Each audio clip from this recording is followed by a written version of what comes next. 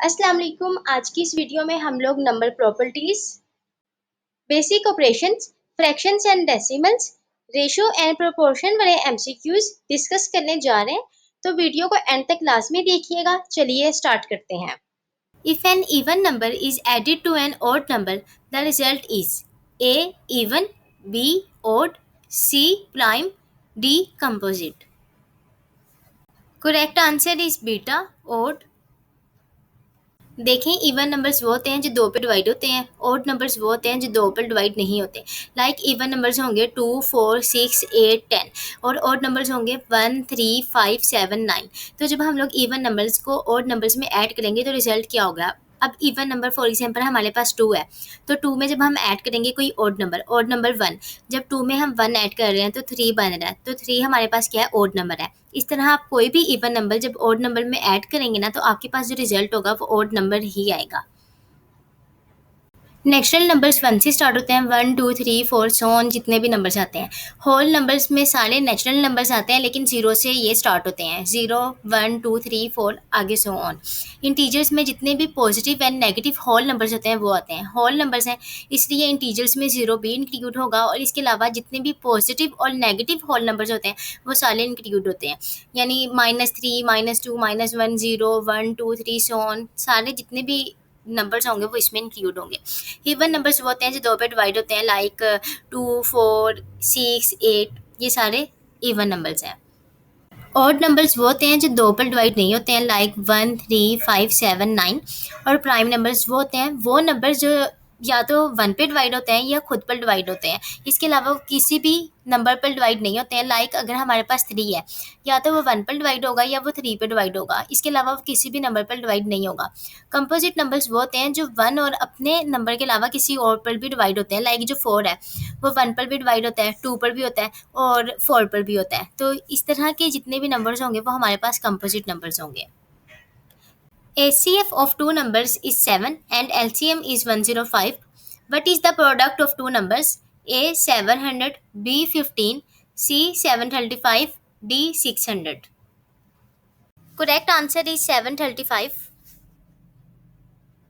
HCF of two numbers is 7 and LCM is 105. What is the product of two numbers? तो इन दोनों को आपने multiply करना है। 7 को जब 105 से मल्टीप्लाई करेंगे 735 आंसर आएगा। Got it? The LCM of 12 and 15 is A 45, B 60, C 70, D 20. Correct answer is beta 60.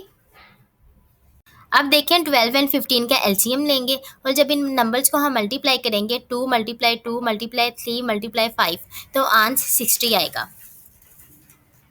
Next MCQs, what is the HCF of 60 and 48? A 6, B 12, C 24, D 48. Correct answer is beta 12. What is the SCF of 60 and 48? इस question में हम लोग prime factorisation method को use करेंगे। अब देखें 48 and 60 इन दोनों में पहले हम लोग प्राइम फैक्टर्स फाइंड करेंगे दोनों नंबर्स के। अब जो हमारे पास 48 है इसके प्राइम फैक्टर्स हैं 2, 2, 2, 2 एंड 3, और 60 के प्राइम फैक्टर्स हैं 2, 2, 3 एंड 5। अब 48 एंड 60 दोनों के प्राइम फैक्टर्स हमने लिख लिए हैं। अब हम देखेंगे कि 48 एंड 60 में कौन से प्राइम फैक्टर्स जो हैं वो कॉमन है। इन्हें अब हमने सर्कल किया, 2, 2 एंड 3, ये 48 एंड 60 दोनों में कॉमन है। अब इन्हें हमने मल्टीप्लाई करना है, 2 × 2 × 3, जब करेंगे तो आंसर हमारे पास 12 आएगा। Which of the following is a common factor of 24 and 36? A 3, B 5, C 7, D 11. Correct answer is alpha 3. देखें 24 एंड 36 दोनों 3 पर डिवाइड होते हैं। Next MCQs, which of the following is a multiple of 6? A 17, B 20, C 36, D 37. अब हम देखेंगे इन options में कौन सा नंबर 6 के टेबल में आता है। तो 17, 20 एंड 37 6 के टेबल में नहीं आता, 6, 6, 36 होता है। तो करेक्ट आंसर हमारे पास C है 36। ये टेबल्स सबको आते होंगे लेकिन एक दफ़ा देख लें, क्योंकि कॉम्पिटिटिव एग्जाम्स में कैलकुलेटर की परमिशन नहीं होती है। तो आपको अगर ये फिंगर टिप्स पर याद होंगे ना तो जल्दी जल्दी आप कैलकुलेशंस वाले एमसीक्यू सॉल्व कर देंगे। A number is divisible by 9 if A. It ends in 9, B. The sum of its digit is 9, C. The sum of its digit is divisible by 9, D. It is an odd number. Correct answer is C. The sum of its digit is divisible by 9. What is the value of 6 plus 2 multiply 3? A. 8, B. 12, C. 7, D. 9. Correct answer is beta 12. बॉटमास rule के मुताबिक सबसे पहले bracket को solve करेंगे, उसके बाद division and multiplication को, उसके बाद सब्सट्रैक्शन एंड एडिशन को। तो इस क्वेश्चन में देखिए एडिशन था एंड मल्टीप्लिकेशन था, तो मल्टीप्लिकेशन को हमने एडिशन से पहले सॉल्व करना है, तो मल्टीप्लिकेशन वाले पार्ट को पहले सॉल्व करेंगे। जब 2 को 3 से मल्टीप्लाई करेंगे तो 6 आएगा, 6 में 6 प्लस करेंगे तो 12 आएगा। What is the value of 4 multiply bracket 3 multiply 5 square bracket cross division 5 plus 7 minus 8, A 8, B 12, C 49, D 59. Correct answer is delta 59. अब देखिए बोर्डनास रूल के मुताबिक सबसे पहले हम ब्रैकेट को सॉल्व करेंगे। तो ब्रैकेट में अब हमारे पास 3 मल्टीप्लाई 5 का स्क्वायर है, जब 5 का स्क्वायर लेंगे तो 25 आएगा, 3 मल्टीप्लाई 25 करेंगे तो 75 होगा। ब्रैकेट के बाद डिवीजन एंड मल्टीप्लिकेशन सॉल्व करते हैं। अब इस क्वेश्चन में हमारे पास मल्टीप्लिकेशन एंड डिवीजन दोनों दिया गया है, तो अब हम लोग देखेंगे कि लेफ्ट साइड पे जो आएगा पहले उसे सॉल्व करेंगे। तो मल्टीप्लिकेशन जो है वो लेफ्ट साइड पे आया है, लेफ्ट टू राइट हम लोगों ने जाना है, ठीक है। तो लेफ्ट साइड पे देखें, पहले हमारे पास क्या आया है, मल्टीप्लिकेशन आया है, तो 4 को मल्टीप्लाई करेंगे 75 से तो 300 आ जाएगा। अब हमारे पास डिवीजन है, प्लस है और माइनस है, तो अब हम लोगों ने डिवीजन प्लस और माइनस में पहले डिवीजन करनी है। तो 300 में से जब को डिवाइड करेंगे 5 पे तो 60 आ जाएगा। अब 60 प्लस 7 माइनस 8, अब जब एडिशन भी हो और सब्सट्रैक्शन भी हो तो फिर दोबारा लेफ्ट टू राइट सॉल्व करते हैं। तो 60 में जब प्लस करेंगे 7 तो 67 आ जाएगा, 67 में से माइनस करेंगे 8 तो 59 आ जाएगा। तो 59 जो है वो हमारे पास आंसर होगा। देखें इधर बोर्डमास के रूल्स लिखे हुए हैं और पहले किस ब्रैकेट को सॉल्व करना है वो भी लिखा हुआ है, ठीक है। पहला जो पॉइंट है उसे आप देख सकते हैं कि सबसे पहले आपने किस ब्रैकेट को सॉल्व करना है। अब इस क्वेश्चन को आप लोग खुद सॉल्व करें, जो मैंने पीछे आपको बोर्डमास रूल के रूल बताए हैं उन्हीं को यूज़ करके ये क्वेश्चन सॉल्व होगा। अगर किसी से ये क्वेश्चन सॉल्व नहीं हुआ तो वो इसका सोल्यूशन देख सकता है। Simplify the fraction 18/24, 8 3/4, B 6/8, C 9/12, D 4/6। Correct answer is alpha 3/4। देखें 18 एंड 24 ये दोनों 6 पर डिवाइड होते हैं। जब 18 को 6 पर डिवाइड करेंगे तो 3 आएगा और 24 को जब 6 पर डिवाइड करेंगे तो 4 आएगा। Next MCQs, convert 3/8 to a decimal. A 0.25, B 0.375, C 0.5, D 0.625। Correct answer is beta 0.375. What is the result of bracket 12.75 multiply 3.2 bracket cross minus bracket 5.5 divide 0.5 bracket cross? A 35.2, B 30.8, C 33.4, D 29.8। Correct answer is delta 29.8। पहले brackets को solve करेंगे। 12.75 को जब multiply करेंगे 3.2 से तो 40.8 आएगा, 5.5 divide 0.5 तो 11 आएगा। अब 40.8 में से माइनस करना है 11 तो आंसर 29.8 आएगा। डेसिमल के केस में addition, subtraction, multiplication and division किस तरह की जाती है ये आपको पता होना चाहिए। अक्सर जो बच्चे कंफ्यूज होते हैं ना वो इसमें कंफ्यूज होते हैं कि डेसिमल पॉइंट किधर लगेगा, तो इसमें कंफ्यूज नहीं होना है। एडिशन में तो सिंपली यानी अब जिस तरह यहाँ पे एग्जांपल दी गई है 6.436 में ऐड करना है 8.992, तो सिंपली इसका आंसर 15.428 है। और इसी तरह माइनस का भी कोई क्वेश्चन आ जाएगा तो वो भी सिंपली सोल्व हो जाएगा। जो बच्चे कंफ्यूज होते हैं ना वो होते हैं मल्टीप्लिकेशन में कि मल्टीप्लिकेशन में हम लोगों ने डेसिमल पॉइंट किधर लिखना है। अब देखिए 43.2 को मल्टीप्लाई करना है 3.4 से, तो देखिए 43.2 में पॉइंट के बाद कितने डिजिट है, एक डिजिट है, 0.2 यानी पॉइंट के बाद सिर्फ एक डिजिट है।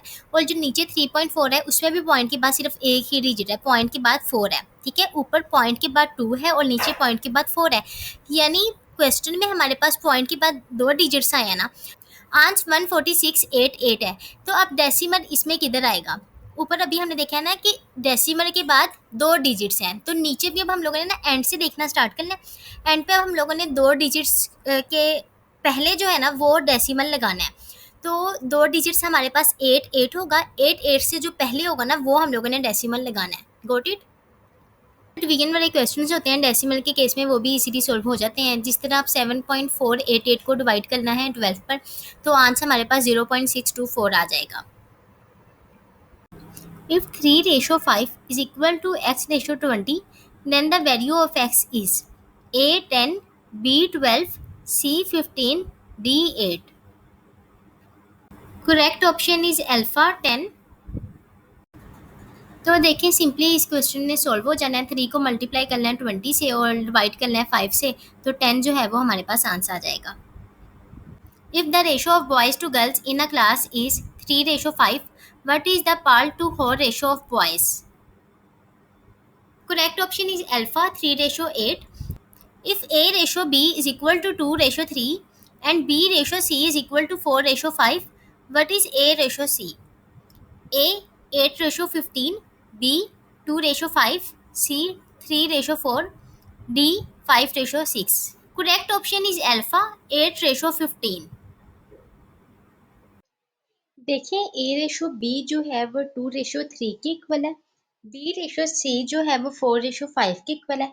ए रेशो सी हमने फाइंड करना है, तो अब हमने इसे कैसे सॉल्व करना है? ए रेशो बी 2:3 लिख दिया, बी रेशो सी 4:5 लिख दिया। अब 2 को मल्टीप्लाई करना है 4 से, 4 को मल्टीप्लाई करना है 3 से, 3 को मल्टीप्लाई करना है 5 से। ए रेशो बी रेशो सी फाइंड करने के लिए हम लोगों ने 2 को मल्टीप्लाई किया 4 से 8 आया, 4 को मल्टीप्लाई किया 3 से 12 आया, 3 को मल्टीप्लाई किया 5 से 15 आया। अब ए रेशो बी रेशो सी हमारे पास 8:12:15 आ गया। अब इसमें से ए जो है वो 8 है, बी जो है वो 12 है, सी जो है वो 15 है। इन शॉर्ट, ठीक है, तो ए रेशियो सी किसके इक्वल होगा? तो ए 8 के और सी जो है वो 15 के इक्वल होगा। Got it? What is the basic principle for the ratio A C ratio B D, B A D ratio B C, C A B ratio C D, D A B ratio D C. Correct option is beta A D ratio B C. In a mixture of 60 liters, the ratio of milk to water is 2:1. What is the quantity of water? A 15 liters, B 20 liters, C 30 liters, D 40 liters. Correct option is beta 20 liters. Question के मुताबिक milk to water की ratio 2:1 है, यानी water जो है वो 1 है और जो टोटल पार्ट्स हैं वो आपके पास कितने हैं? 3 हैं। मिल्क एंड वाटर, मिल्क के 2 और वाटर के 1, 2 + 1 = 3। तो इन्होंने क्वेश्चन में आपसे वाटर के बारे में पूछा हुआ है, क्वांटिटी ऑफ वाटर के बारे में, इसलिए आप ऊपर क्या रखेंगे? जो वाटर का इन्होंने रेशो लिखी हुई है, ratio of milk to water में वाटर की कितनी है? 1, तो 1 को आप ऊपर लिखेंगे और ओवर आप कितना नीचे लिखेंगे? 3, क्योंकि 2 + 1 = 3 और इसको मल्टीप्लाई करेंगे 60 से, तो 20 लीटर्स आंसर आ जाएगा। लेकिन अगर क्वेश्चन में आपसे पूछा जाता है what is the quantity of milk, तो मिल्क के लिए आपने क्या करना था कि 2/3 लिखना था, ठीक है, क्योंकि रेशो जब आपके पास दी गई है मिल्क टू वाटर की 2:1 है, ठीक है, तो इसलिए अगर मिल्क का पूछा जाता तो आपने क्या लिखना था कि अगर आपसे क्वांटिटी ऑफ मिल्क पूछी जाती तो फिर आपने लिखना था 2/3 × 60, लेकिन आपसे क्वांटिटी ऑफ वाटर पूछी गई है तो इसलिए 1/3 × 60 = 20 litres. Got it? The ratio of the ages of two brothers is 5:3. 4 years ago, the ratio was 3:1. What is the present age of the elder brother? A 10, B 15, C 14, D 6. Correct option is alpha 10. The ratio of ages of two brothers is 5:3। तो assume करें कि एक भाई की जो as है वो 5x है और दूसरे की जो एज है वो 3x है। 4 years ago the ratio was 3:1। अगर किसी की एज फिलहाल 20 है, ठीक है। तो 4 ईयर्स एगो उसकी एज कितनी होगी 16, यानी उसने 20 में से माइनस किया ना 4 को। तो 4 ईयर्स एगो हम क्या करेंगे, जो करंट एज होगी ना उसमें से माइनस करेंगे 4 को। तो 5x minus 4 over 3x minus 4, ठीक है, इज 3:1। सेकंड जो लाइन है ना उसके मुताबिक हमने इक्वेशन बना दी है। सेकंड लाइन थी 4 years ago the ratio was 3:1।